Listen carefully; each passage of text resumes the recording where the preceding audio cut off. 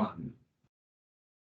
Good afternoon, everybody, and welcome to the second in this year's series of webinars from the Centre for Dementia Learning. My name's Gary O'Toole. You might have met me at the last webinar, and I'm a facilitator and manager at the Victorian office of the Centre for Dementia Learning.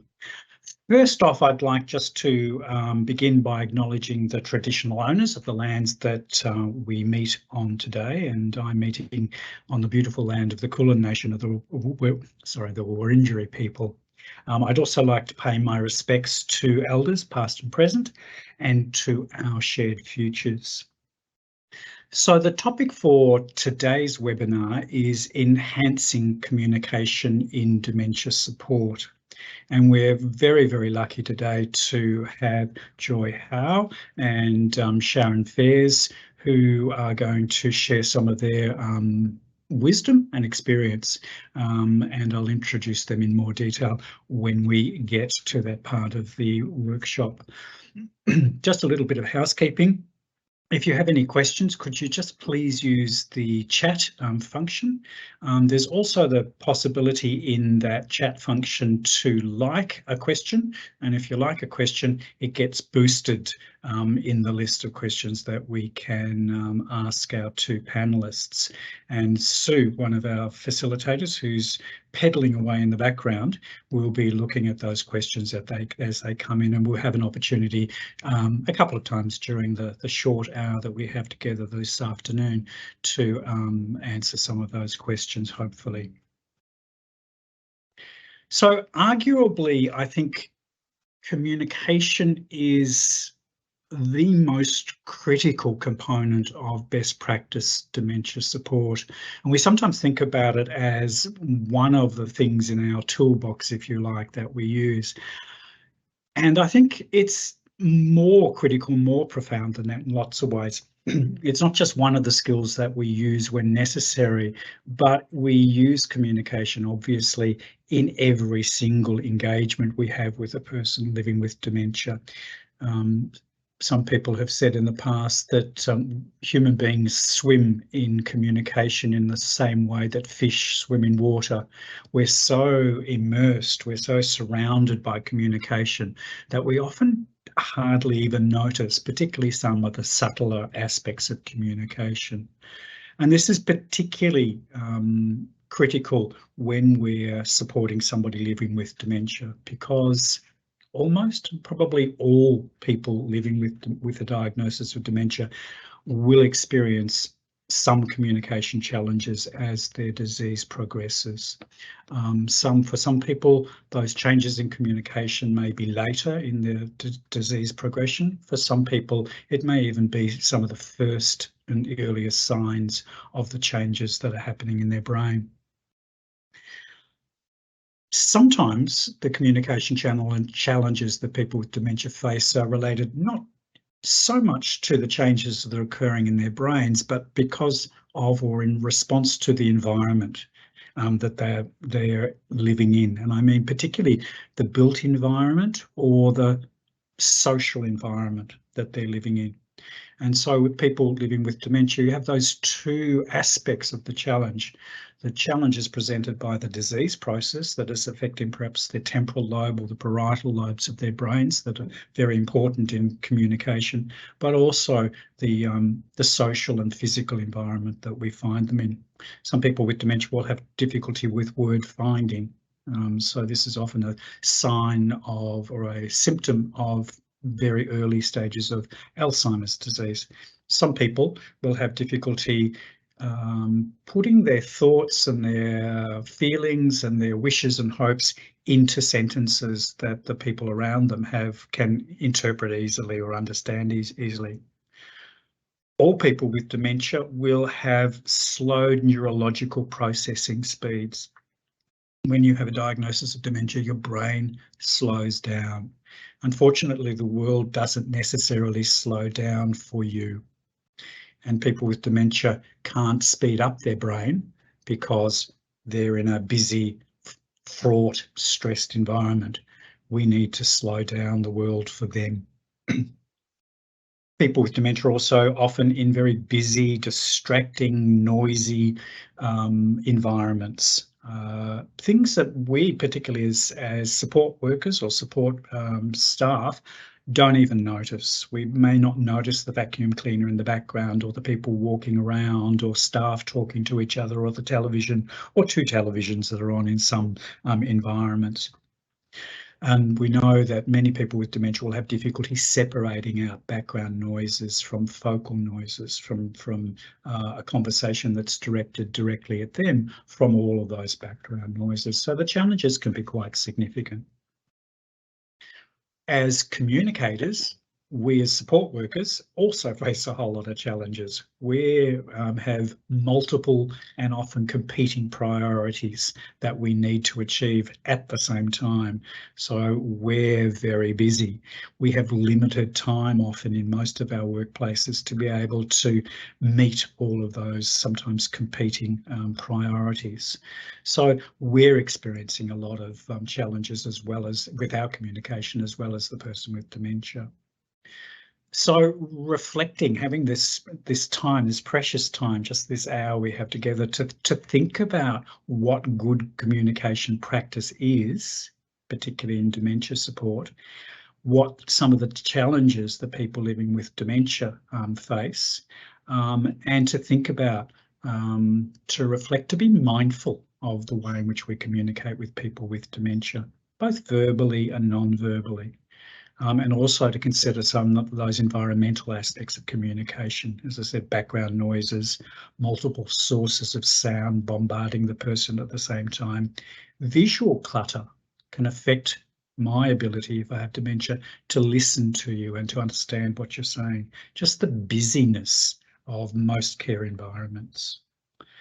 So with those preliminary thoughts, what I'd like to do is to hand over to Joy Howe. Joy is one of the dementia advocates at Dementia Australia. Joy's husband, Bruce, has a diagnosis of mixed dementia, and part of that is a diagnosis of Lewy body dementia. And Bruce was admitted to an aged care facility in August last year, I believe, Joy. And Joy's going to talk to us a little bit about her experience, particularly with Bruce, and particularly as Bruce was admitted to an aged care facility, of where not so mindful, not so thoughtful communication had a negative impact on Bruce's well-being. So just to introduce Joy and to welcome you aboard today, Joy. So thanks, Joy, could you just give us an example of that not so positive experience that Bruce might have had faced? I think Bruce is a very caring person. He's used to helping people. He was a primary school principal and teacher for 42 years. So he's used to being involved. And I think one of the things that has not really helped him is the fact that he is a caring person. He wants to do things, but each time he'll try to do something. It might even just be taking an empty cup back to the kitchen for somebody. He'll be told, Bruce, sit down, no, we'll fix that up. So he's not being given opportunities to be what his real self is, the caring side of him. And that's really, I think damaged his cognitive function quite a bit. He now can hardly have a conversation with me. If he does try to have a conversation, 1 minute he's talking about something, the next minute he talks about something that's totally, totally different. Also too, he is very, how will I put it?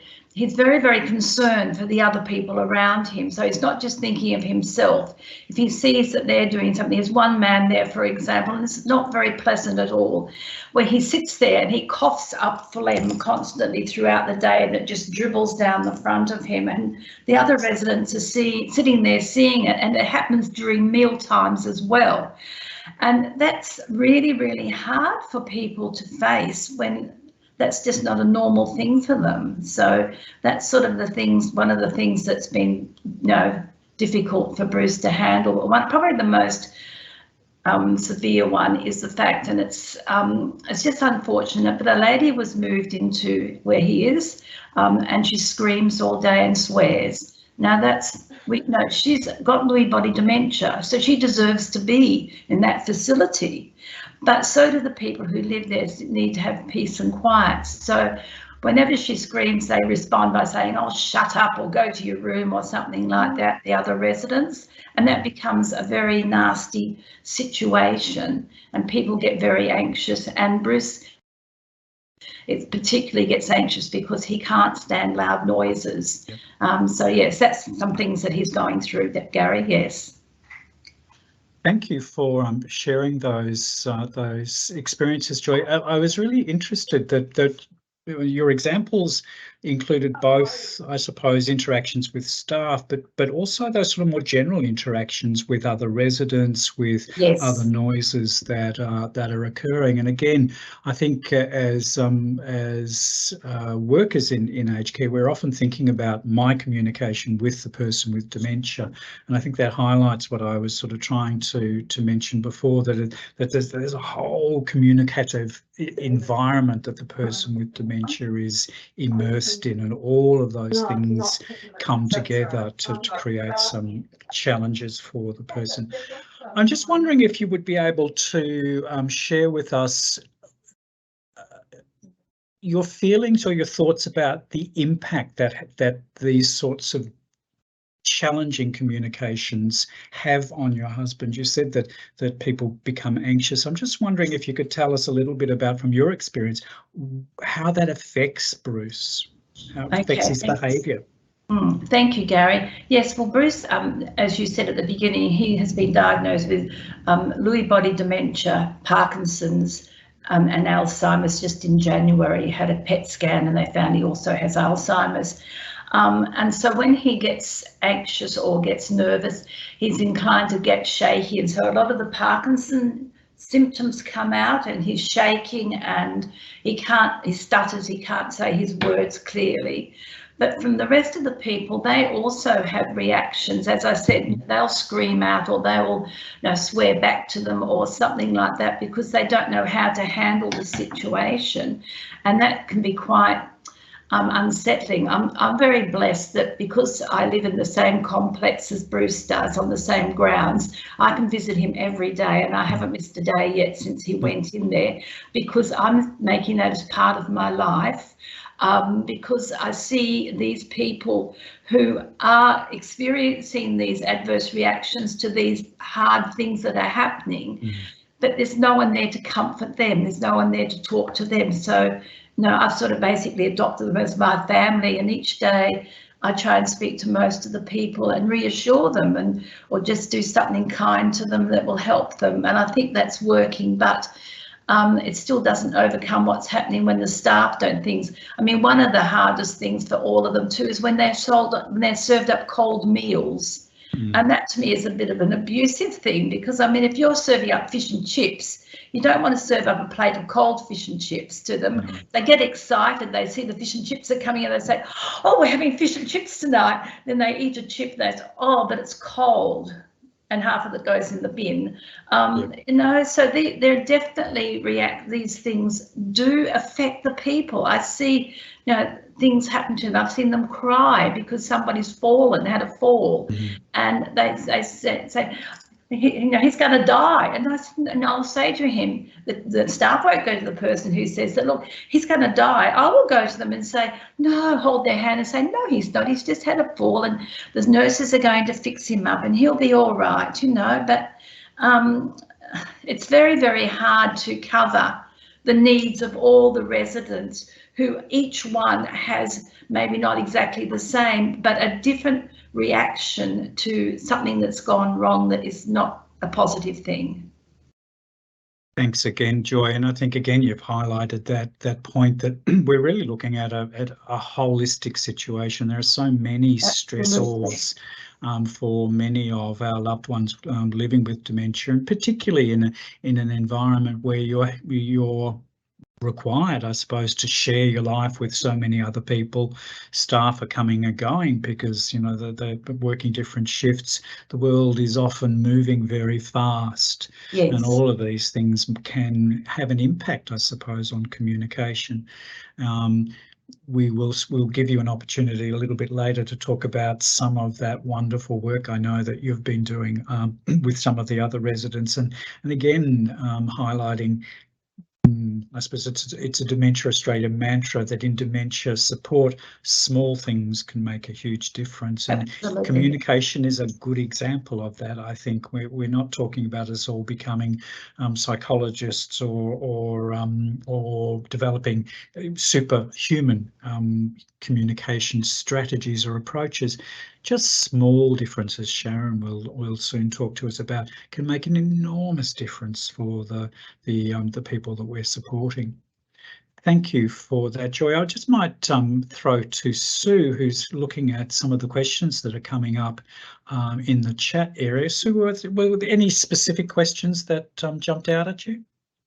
We had, they've just started to go. We hadn't had any questions up to that point. Somebody did say, Joy, how lovely that you're actually amazing, that you're actually helping to be a support person for those residents. So more of a comment. Gary, there's just a question that's come up now. When you talk about people with dementia, are you generalising across all forms of dementia? That's the only question that we have so far. Okay, thank you, Sue. Certainly, yeah. Yes. When I speak about dementia, I'm talking about dementia of any particular cause. So we know from lots of research that there are possibly over 100, 150 different disease processes or causes of dementia.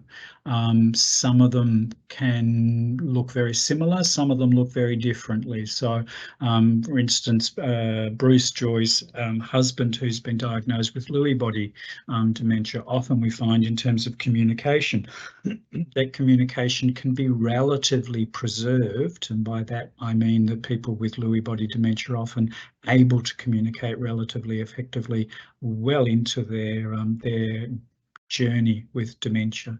Whereas we know that, say, people with Alzheimer's disease, often it's the language centres of the brain, the temporal area, the parietal areas, those areas that are critical for communication production, but also communication reception, understanding what's being said to you, are often affected earlier on.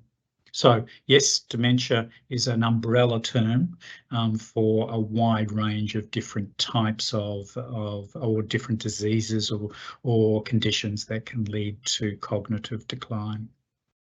Thanks, Sue. Any other questions in the chat box? Doesn't look like it. No. Thanks, Sue.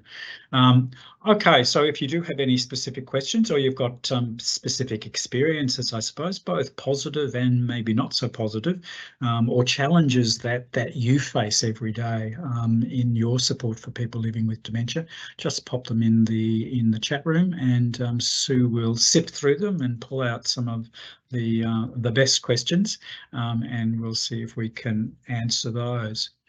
What I'd like to do now, perhaps, is to introduce Sharon Fairs. Sharon is one of our facilitators at the Centre for Dementia Learning, which is, as we know, part of Dementia Australia. Sharon resides in beautiful South Australia. I'm going off to visit Sharon tomorrow. I'm very excited. And Sharon has had a vast amount of experience both supporting people living with dementia, but also in that education area.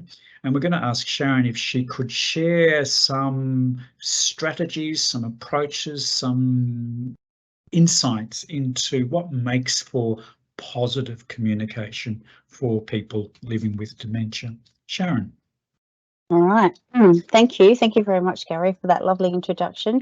And thank you, Joy, so much for sharing your story about your husband, Bruce. That was absolutely lovely. And it's wonderful to know that you're supporting these other residents too. It's wonderful.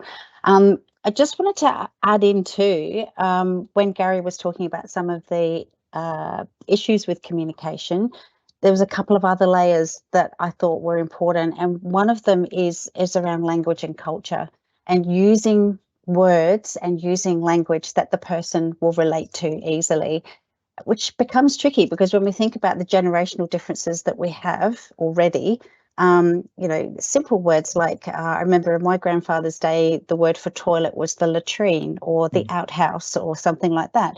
Whereas the young ones who are caring today will just say, oh, it's the toilet or it's the loo. And there might not be words that resonate well with that person. And of course, as we all know, pain also affects deeply how somebody is able to communicate, because sometimes they're not able to tell us what it is that they're feeling and what's going on. So, which kind of leads me to the next little bit. It's important for support workers, healthcare workers, nurses, doctors, everybody in this realm to understand the story of the individual, who they are, where they've come from, what they would like prior to having this dementia diagnosis, because that's really, really important. It informs us on how we are going to best communicate with this person. As an example, if we have somebody, say, who has been in the military for 30, 40, 50 years, they become into their 80s, they now have dementia. If we communicate with them in the way that we think that we should for somebody in that age group, it might not resonate, it might not hit home, because that person is 20 or 30 years ago in with their memory as a member of the Defence Forces, where we communicate, we address them in a completely different manner. We manage their time, we manage their day in a completely different manner to what we would do in a residential care facility. I'm not sure if that kind of makes sense, but I think also we need to be aware that when we communicate with people, we communicate based on their abilities. So quite often I see a lot of support workers using very long sentences, like if I use your husband, Joy, for a second, I would be like, yeah, good afternoon, Bruce, it's time for lunch. Come into the dining room. We're going to have lunch now because we're having this on the menu.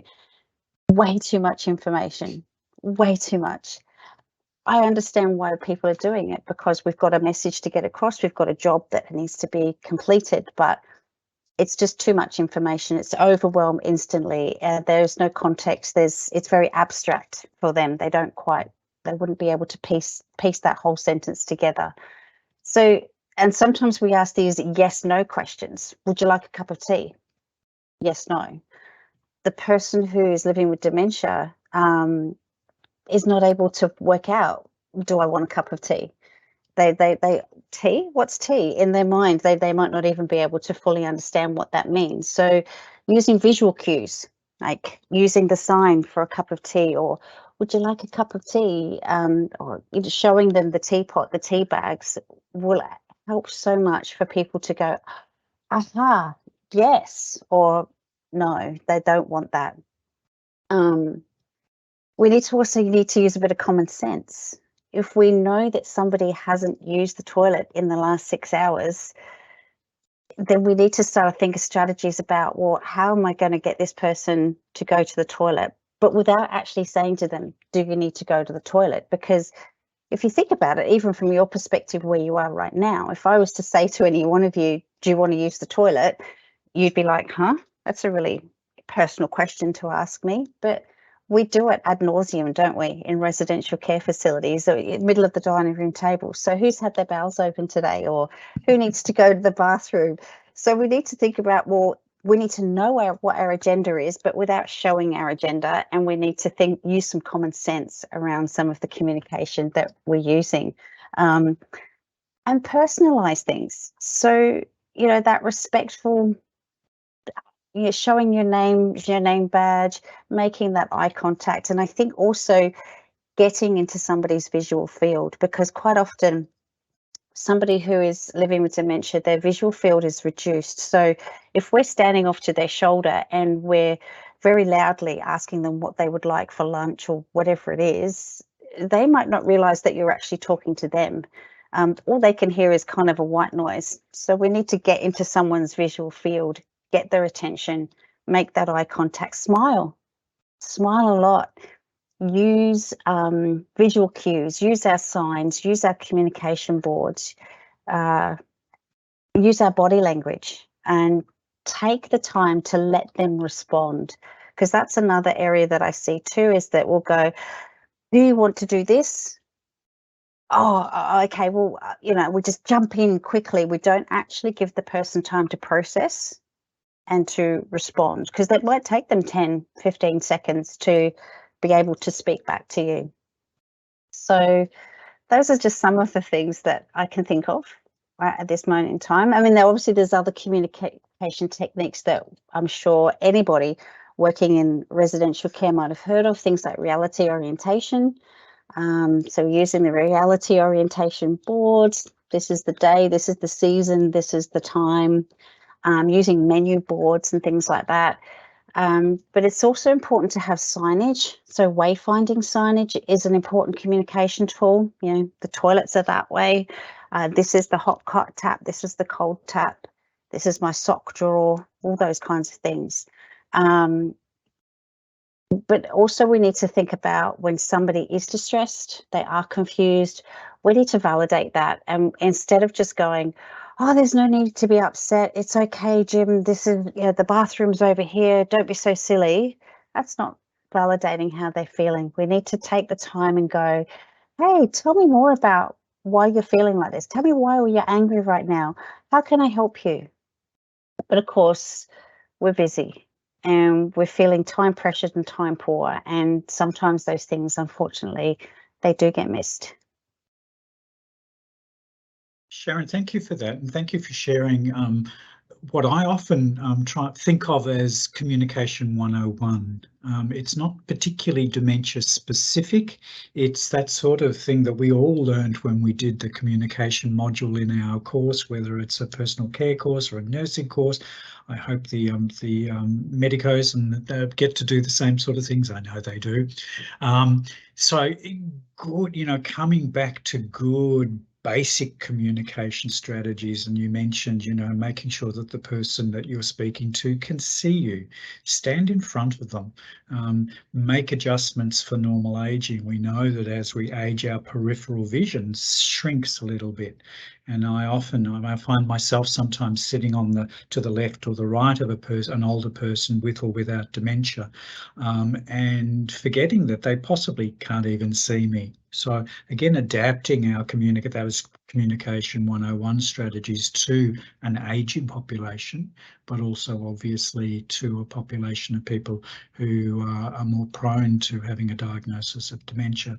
So that sort of communication 101, I think, is really, really important. And while you were chatting, you did mention a couple of specific areas, and you said you weren't going to talk very much about them, but I'm gonna put you on the spot because we know that there are some, I suppose they're dementia-specific communication strategies, and they often have fancy names and often have quite detailed, in-depth sort of approaches to communication, but often they can also be simplified. And you mentioned two of them, and one is reality orientation. And the second one you mentioned in passing was validation. It often goes by the fancy phrase of validation therapy. Again, we're not therapists. I wonder if you could say just a little bit about the differences between those two dementia-specific communication strategies. And again, I'm going to put you on the spot. If you have any reflections on how do I know which one to use? When do I use reality orientation? When would I shift to a validation approach? I've got my own theories about it, but I'd be interested if you could tell us a little bit about those two approaches and when they're useful. Okay, thank you, Gary. Okay, so, reality orientation is actually quite an interesting one because it was a technique that was first used in an attempt to rehabilitate war veterans. And it's about bringing back somebody into the here and now. So it's morning time, it's 10 a.m., it's sun shining outside, it's cold, it's hot, it's whatever. So used in dementia or communicating with people who are living with dementia, it's used a lot when people are incredibly confused. So they're up at 2 o'clock in the morning and they're wandering the hallways, and it's like, well, come on, you need to get back to bed. It's 2 a.m. Look, see outside how dark it is, that kind of thing. Whereas your validation therapy it's about acknowledging how somebody is feeling. If you validate someone and you accept them from where they are, then they can accept themselves. Now, there's a lady called Naomi Fell. She was the lady that developed this technique, and it was specifically for older people with cognitive impairment. So it's about listening to somebody. It's not about saying to someone, no, you're wrong, or that what you're thinking is it's not real, it's not important. It's about opening them up to explore, well, why are you feeling this way, or how can we help you? Do you want to tell me more about it? But with an empathetic approach rather than a sympathetic approach. And I do tend to argue a little bit that validation therapy and reality orientation walk hand in hand. You can't have one without the other, because if somebody is confused, they're up at 2 o'clock in the morning, they think they need to get ready for work, they're not sure where their husband is or their children are, or I've got to go and feed the chickens or whatever it is. There's no sense in saying, well, no, your husband's dead, the chickens don't live here, and your children are all grown up and left home. We need to use the reality orientation as in, oh, it's a bit chilly, it's nighttime still, look, see, it's darker. Come and sit down, have a cuppa, and you tell me about your children. Tell me about how where you think your husband's gone, or whatever it is, and kind of weaving in and out of one therapy into another. But at the end of the day, it's about letting people be heard and to give them the space to be able to feel and to have emotion and to be able to connect. Because I think that's one of the biggest things that's missing for a lot of people living with dementia, is they've lost the connection, not only to family and to loved ones, but also to self as well. And if we can help find a way to bridge that and to bring them back into some kind of personhood, and to bring them back into, oh wow, I feel like she understands me. I mean, to me, that's the game won right there. So yeah, I hope that helps a little bit. Look, thank you so much for that, Sharon. So much that we could unpack in what you've said. And a couple of things I just really quickly comment on. We're running out of time for my comments, but that idea that the very heart of person-centered care is about supporting personhood. So in the face of dementia, in the face of those terrible diseases that at the moment we're unable to therapeutically change, how do we as support workers, as family members, how do we support personhood, that sense of belonging, of purpose, of meaning, all of those sorts of things? And communication is such a critical part of that in all sorts of ways. So thank you for... Well, if I may just add to that, if we think about somebody who does have a terminal disease like cancer, for example, we don't look at the person as the person living with cancer. There's so much effort that is made to give them quality of life, etc., etc. Yet I see it so often with people who are living with dementia. It's like, oh no, they've got dementia. Like, it's, that you can still have a life, you can still have quality of living, even though you do have this diagnosis. We need to focus more on that. We do. And again, we are so we're asked to do so much, but I think that's the underlying motivation for all the support that we're offering. As I said, that is the very heart of what we mean by person-centered care. And just one really quick thing I need to slip in is, I was reading some information. I think I saw some photographs recently of an example of non-verbal reality orientation, and it was night duty staff who were supporting people who were getting up in the middle of the night and then trying to talk to the person with dementia and say, no, you need to be in bed. But and not working very well. Staff reflected, well, what am I actually wearing when I'm telling the person that it's the middle of the night? And they were wearing their work clothes. The non-verbal message being sent to the person with dementia is, it's work time. So my verbal message is saying, go back to bed, it's the middle of the night. My non-verbal message is saying, in fact, this is work time. So staff started to wear fluffy, very fluffy and colourful dressing gowns and fluffy slippers and things when they were engaging with that particular person.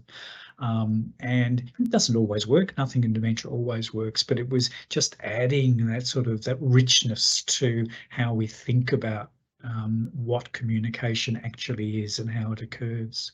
Well, it relates back to your comments about the environment, doesn't it? Yeah. So, yeah. Yes, the environment communicates to it. Doorknobs, wall colours, all communicate in very, very interesting ways. At Dementia Australia, we're often involved in doing environmental audits in aged care facilities and acute care and banks and other places.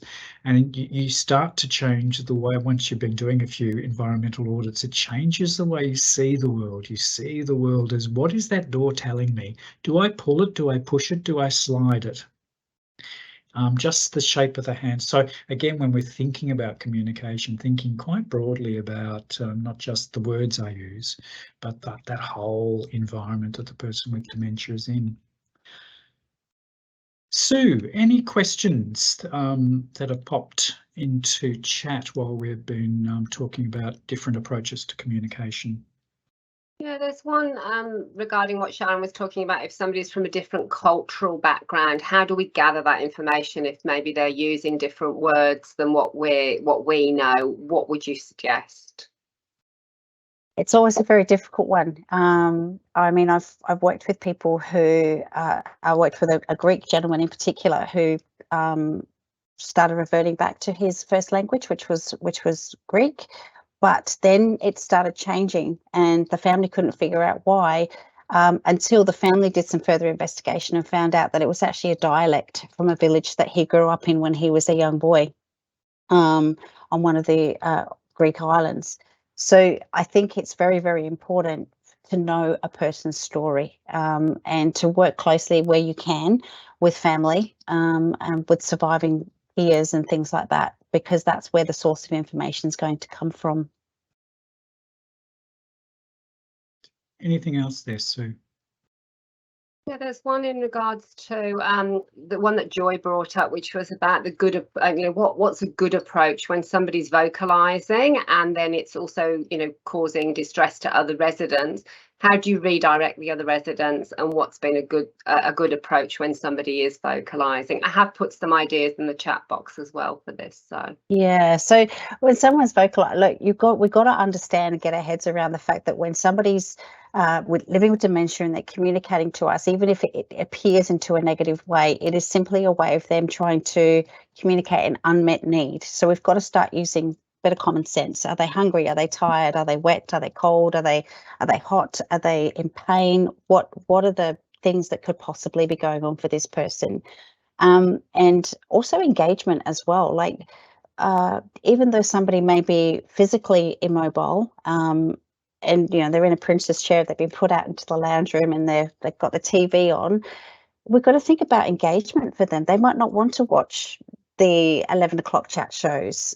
They might want someone to just sit with them and talk with them, or they might want to listen to music or something. Like, it's very often, especially when somebody becomes non-verbal as such, that we write them off as not being able to, they're not sentient anymore, they're not able to do stuff. Whereas simple things like sitting with somebody and just doing nail care for half an hour is actually meaningful engagement for somebody, and it won't get rid of the behaviours, but it will certainly calm some of them down.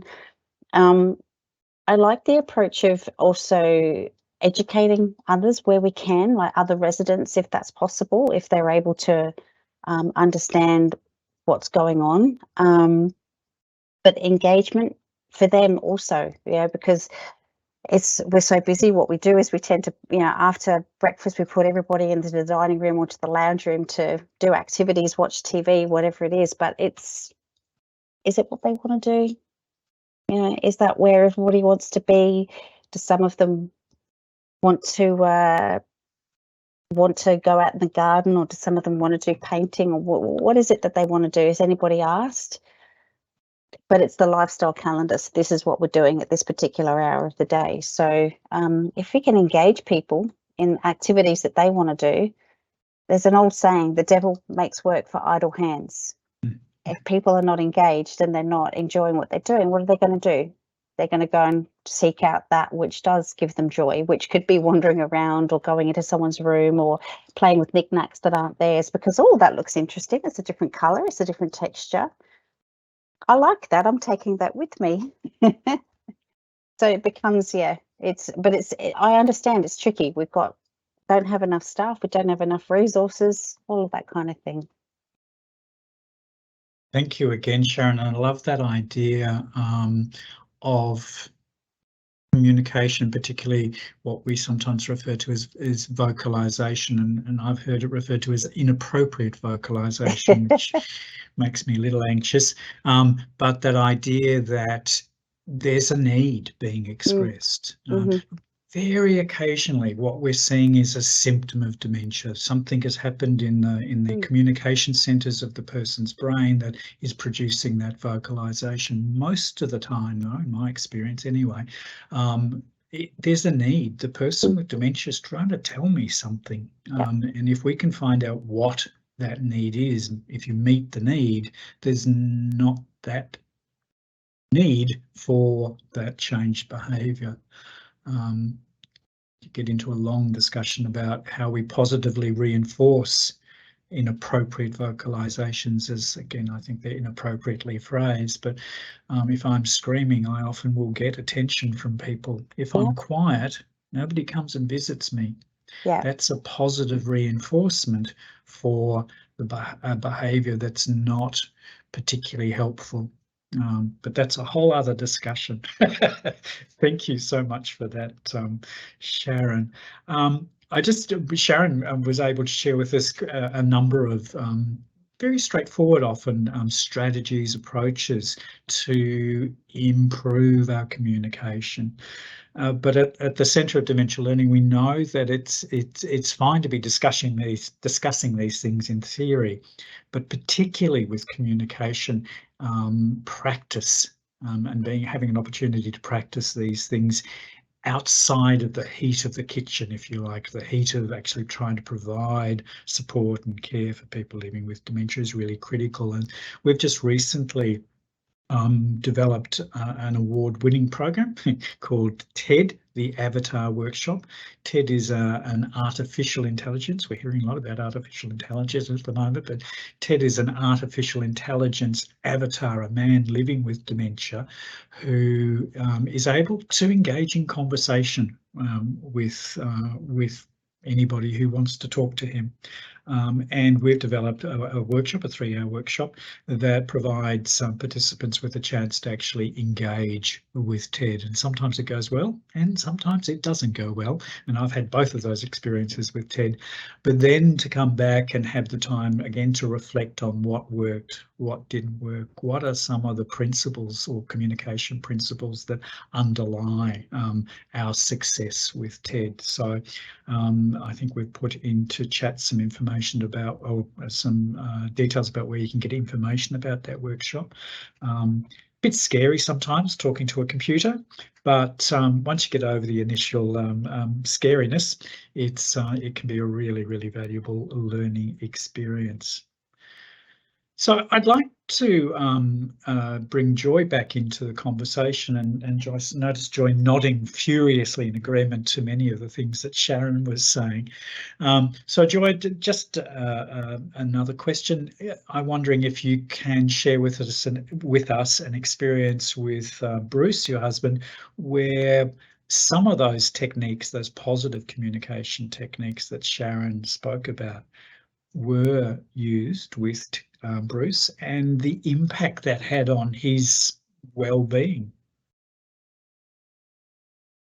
You're on mute, Joy. There you go. Oh, no, still on mute.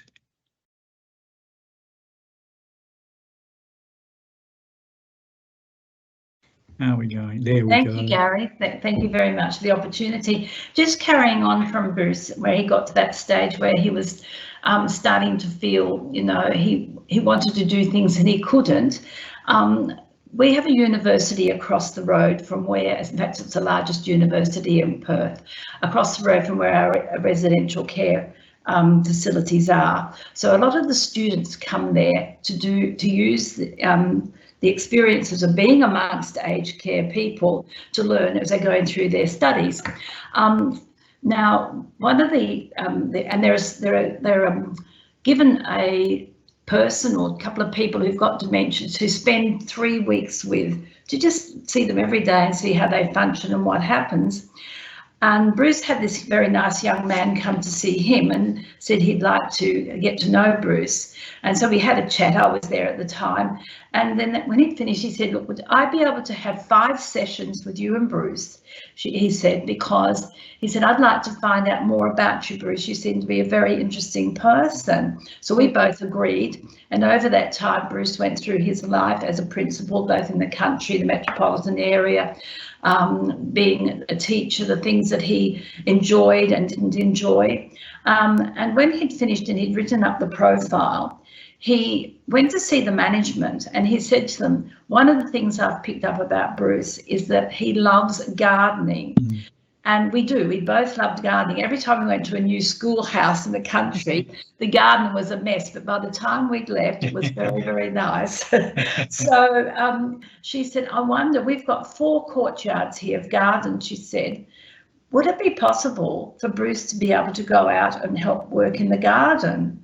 And the manager thought that was just amazing. He said, well, yes, why haven't we thought of that before? So one of the carers would take Bruce out on a Wednesday morning, they'd pot plants, they'd trim things, and gradually more residents started coming in to do those things. Well, that made Bruce's self-worth really come back again. He was doing something, it was helping the people, and he just really, really loved it. So that's an example of what was good that happened with Bruce. But if I can go on just for a minute. Please do. Okay? So, Sharon, some of the things that you said, I'm thinking, wow, I had prepared something on that topic today. So I can give you some real examples of what you were saying. One of them is there's a lady who is non-verbal, lovely old lady. She just sits in her chair and she loves music, so she bops along a bit with the music. She can't sing. But then the other day, one of the carers came up to her and said, come on, you've got to come now, we've got to go to the toilet. And she had one of those walking frames. She didn't have a walker. And she said, come on, stand up and we've got to go. And she didn't want to. She's shaking her head. She couldn't say no. And she's pushing her away. And that, so that the staff member just moved away from her. But there was another staff member nearby, and he came up to her and he said, I'll give you a name. It doesn't know, you don't know who she is. Her name, Aileen. She said, why don't we go for a walk, he said, and have a dance? And he started singing to her. Now she's got 3 favourite songs. One's Happy Birthday, one's Que Sera Sera, and one's How Much Is That Doggy in the Window. So here's this lovely strapping man with this lady starting to sing Que Sera Sera. She's got a beam on her face. They start walking and she's jigging along. She can't dance with dance steps. So next to her, he's doing dance steps. And they've embraced that, the whole staff now. If she wants to go, it has to be taken to her room or to the toilet or wherever, they all sing to her. And she goes with no complicates or anything like that. And I just thought that was something, that I can show how someone thought of something that they knew her well enough to think, well, we'll use music. And so they did. Yeah. That's exactly right. Know your agenda, but don't show your agenda. And using music as a tool, that's a brilliant approach. Yes, it is really. Yeah. And have I got time for another one? Yes. Okay. You're talking about people who get very emotional perhaps, and they can't express what's wrong with them and why they're feeling like they're feeling. One lady I've become very, very good friends with, Marilyn. She's got a lot of health issues. She's got dementia. And one day I arrived there and she was in tears, sitting in a corner by herself crying. And I went up to her and I said, Marilyn, what's wrong? And she said, I'm going to kill myself. I said, no, you can't do that. I said, too many people love you. We're going to be all so sad. I said, you can't do that. I said, why? And he said, because I never see my daughter. And I said, Marilyn, I said, your daughter was here just 2 days ago. I said, remember, you're not well. Maybe you just forgot she came, but she came. She said, oh, did she? And I said, yes. And she said, oh, okay. And she stopped crying. I said, but think of all the people here that love you. She said, do they? And I said, yes, all the staff love you. I said, you're a very special lady. So when I got home, I was thinking about Marilyn and what she was going through, and I walked into my office, and on a piece of furniture I had a teddy bear sitting that a friend of mine had made for me, who makes oodles to teddy bear, and said, you might be able to use this one day. So I popped the teddy bear into a bag and I took it back to Marilyn the next day, and I said, I've got something for you, Marilyn. And I said, you know, you cry. I said, do you feel happy? And she said, no, not often. And I said, well, I've got something here, I said, that might make you feel happy. I said, have a look in the bag. And she took out the teddy bear and she said, and I said, do you know what his name is? And she said, no. And I said, his name is Happy. And I said, so what you do is you take him to bed every night and you have a big cuddle and you know you've got Happy with you. Wow. And she's done that. She's done that and she does it every night. So, you know, it's just a simple thing, probably a childlike thing, but something that just clicked on my mind like that, and I was able to implement it. I always say it's always a silly idea until it works. and then it's pure genius. So that's awesome. That's such a beautiful story. Oh, thank you. Give me goosebumps. Yeah. Thank you for sharing those insights, Joy. That's really, really helpful. Sue, I'm just wondering if there have been any other questions that we need to address.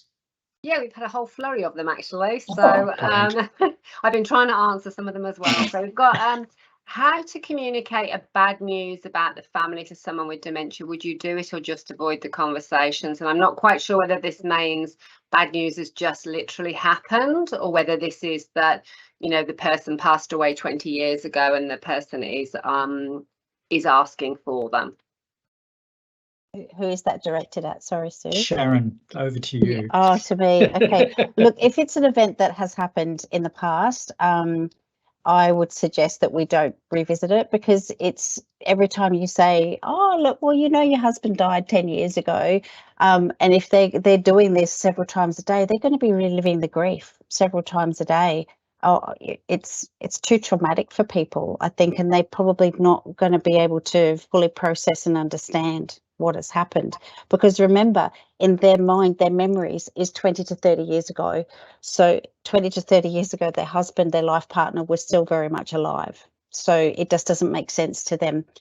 If it's a very new and recent happening, again, that's something that might need to be discussed and nuanced amongst the family members, because they know their family member the best. And it might be a family decision. Look, we don't tell mum that dad's just passed away. It'll be too much for her. It'll be too heavy, that kind of thing. Or the family might say, oh, no, we're going to do this, and we're going to do this our specific way, or whatever it is. So I think it's complicated. But yeah. That's a great example. I think often there are no simple answers in dementia, and it is that conversation with families. The person with dementia communicates back at you, just how they're going to respond to that sort of information as well. It's always a case-by-case basis, but some of those general principles, I think, of not traumatizing people unnecessarily is really important. Thanks for that, Sharon. Sue, anything else? We've got a couple of more minutes. You're on mute too, Sue. Yeah, there's a number of, is that unmuted now? Yeah, you're unmuted. There's a number of questions around confabulation. I didn't know whether you were happy for me to step in and say something there at all. Please do. just because my mother-in-law has dementia at the moment, and so confabulation is something very much that she does. So for example, she fell over one day and a cyclist dropped his bike and came to help her, and what happened was she kept telling everybody that the cyclist had knocked her over. Now, there was no point in telling her that the cyclist didn't knock her over, because she firmly believed that. So we just used to say to her, you know, you were so lucky not to be hurt. So there's a number of questions on there about, you know, what do you say if somebody is confabulating? And so for those of you that don't know confabulation, it means the person is saying things that maybe aren't true, but it's different to lying, because lying is there's an intent behind to deceive you. With confabulation, it's actually someone's telling you what they firmly believe. So Sharon, Joy, Gary, happy for any of you, I guess, to answer that one. Sharon. Yeah, absolutely. It's always a very tricky one, and it's their reality. A gentleman that I looked after many years ago, he had Korsakoff's, and with confabulation, he would talk about that he was related to Arnold Schwarzenegger. And now this particular gentleman, Gunther was his name, he was about 5'2". And if anyone knows Arnold Schwarzenegger, he's a lot bigger than that. They were from the same country, from Austria, but and Gunther would often say to anyone who would listen, "Oh, if you come to work one day and the limousine's out the front, that's because my brother's coming to get me. We're going to go off on his yacht," and all this sort of thing like that. Now we all knew, or those of us that had known him for a while, that this wasn't true. But you can't turn around to someone and say, "Oh, no, he's not. Don't be so ridiculous," because that was his reality. That was his firmly held, strong belief. That was a part of his identity. So if you tell somebody that, no, that you're wrong, it actually brings their identity into question and their belief system into question, which is incredibly challenging and traumatizing for some people. So we've got to kind of use that validation technique and trying to roll with the punches a little bit. And like Sue was saying, we just say, we're not going to say, "Oh, no, that didn't happen." We just kind of say, well, aren't you lucky that, you know, you didn't get off too bad with your injuries, or that you're safe now and you're well looked after, and that kind of thing. I think that's really important, and the sort of the person-centered principle of entering into the world of the person living with dementia, rather than expecting them to come into our world where Arnie Schwarzenegger isn't related to me. And again, that's because we're looking at a condition, a series of disease processes that is progressive in nature. The person with dementia will have different experiences of those. In some stages of your dementia, you can be reoriented, brought back to the present. At later stages, or a particular part of the day for some people with dementia, that ability to be brought back to shared reality is no longer there. And doing that actually creates an enormous amount of distress, often for the person with dementia. So again, it's a judgment call on the part of us as support workers, and the person with dementia will lead us by their response. When we get it wrong, they will let us know. Okay, we've got about 2 minutes to go. I think probably not wise to move into another question, because we will just end up having an endless discussion. What I'd like to do is just to really briefly summarise what we've heard today. And the idea is that changes and challenges in communication are a part of dementia for most people with a diagnosis. And again, because dementia is progressive, those challenges often become more acute as time goes on. But focusing back on simple communication strategies, speaking slowly, clearly, catching the attention of the person, being aware of cultural differences, as Joy was saying, being aware of the story, knowing that the person I'm caring for loves gardening or work night duty or those sorts of things, and consciously feeding those into the way we communicate. Those are all important strategies, and we have specific communication strategies like validation, reminiscence, and reality orientation. So I've just got about 40 seconds, what I would like to do is to thank Joy for being so gracious and so generous with her time with us, but also with the other people living at the aged care facility that your husband lives at the moment. Joy, we're in awe of the work that you do there, I have to say. So thank you very much. I'd like to thank Sharon as well for spending her time and sharing her experience and expertise. Sue peddling in the background, answering some of those questions directly into chat. Also like to thank people you haven't seen, Jim and Taylor, who were in the background, and Kerry Ann from our advocacy part of our organisation. And thank the audience for coming along and spending this time. We know how busy you are. Thank you for your questions, and we look forward to seeing you all again at the next Centre for Dementia Learning webinar. Thank you all. Have a lovely afternoon.